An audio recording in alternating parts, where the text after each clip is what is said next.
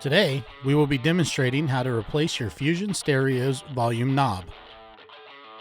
For this video, we will be replacing the knob on the Fusion MS RA770 Marine Stereo, but the process is similar for other Fusion Stereos and wired remotes. First, locate the volume knob on the front of your stereo or remote. Grab the knob, applying even pressure, and pull straight back. Avoid pulling the knob any direction other than straight out to avoid damaging the volume encoder. Now that we have removed the old knob, we can now replace it with the new one. There is a flat section on the new knob. This needs to be lined up with the flat side of the volume encoder. Apply even pressure and push the volume knob straight down, back on the volume encoder.